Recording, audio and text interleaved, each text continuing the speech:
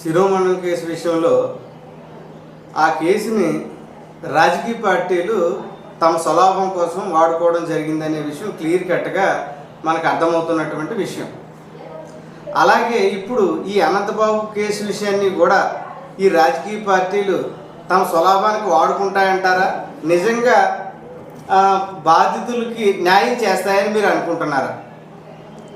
ఇది కొంతవరకు రాజకీయంగా లబ్ధి పొందాలని ప్రయత్నం చేయడం జరుగుతూ ఉంది. కానీ ఇప్పుడున్నటువంటి పరిస్థితుల్లో దీన్ని రూపుమాపడానికి కానీ దీన్ని నీరుగార్చడానికి కానీ ఏ రాజకీయ పార్టీ కూడా ముందుకు రాదు. ఎందుకంటే అందరికీ యావత్ భారతదేశం ఈ కేసు సంచలనమైంది. ఇతను ముద్దాయిగా పడ్డాడు. ఇతను సిట్ వేసిన తర్వాత సాక్ష్యాలన్నీ బయటకు వచ్చినాయి. ఇప్పుడు ఎవరు దీంట్లో జోక్యం చేసుకుని అతను రక్షిద్దామని ప్రయత్నం చేసినా వాళ్ళ రాజకీయ సమాధిని వాళ్ళే తవ్వుకున్నట్టు ఉంటుంది తప్పించి అది మీరు అన్నట్టుగా అప్పుడు ఉన్నటువంటి పరిస్థితి వేరు. శిరోమండలంలో ఉన్నప్పుడు పరిస్థితి ఎంత అవేర్నెస్ దళిత సంఘాల్లో రాలేదు.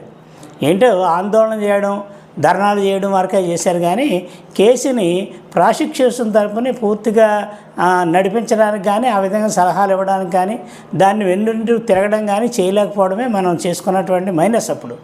ఇప్పుడు ఆ విధంగా కాకుండా ఈ ప్రాసిక్యూషన్ మొదలైన మొట్టమొదటి రోజు నుంచి ఇప్పటి వరకు కూడా దాన్ని వాచ్ చేస్తున్నాం. ఏ విధంగా పరిణతి చెందుతుందో, ఏ విధంగా రూపాంతరం చెందుతుందో చూస్తున్నాం. ఎప్పటికప్పుడు అడ్డుకట్ట వేస్తూ ఉన్నాం. న్యాయస్థానాలకు కూడా మనం అలర్ట్ చేసి దీన్ని తప్పుదో పోకుండా మంచి ప్లేటర్ దొరికారు. ఎందుకంటే మనకి ముప్పల సుబ్బారావు గారు దొరికారు. ఆయన ఈ కేసులో ₹1 కూడా ఫీజు తీసుకోకుండా కాగితాల ఖర్చులు అన్ని ఖర్చులు ఆయనే పెట్టుకుని ఇక్కడ వాదించాడు. వాదించిన తర్వాత ఇక్కడ ఆయన శతవిధాల ఆ పోలీసులు ఇలా వెళితే అలా బెయిల్ వచ్చేలాగా అన్నీ తయారు చేశారు. షార్ట్షీట్ కానీ రిపోర్ట్లు కానీ అన్నీ కూడా అనంతబాబు కోర్టుకు వెళితే పిటిషన్ వేస్తే బెయిల్ వచ్చేస్తుంది అని అంతా ధీమాగా ఉన్నారు. ఆ పరిస్థితుల్లో దీన్ని ఎక్కడెక్కడి నుంచో చట్టాలు అవి తీసుకుని వచ్చి దీన్ని బెయిల్ని పూర్తిగా ఇక్కడ ఈ జిల్లాలో రాకుండా అడ్డుకోవడంలో ముప్పల సుబ్బారావు గారు ప్రాసిక్యూషన్లో చాలా ఆయన విజయం సాధించాడని చెప్పాలి.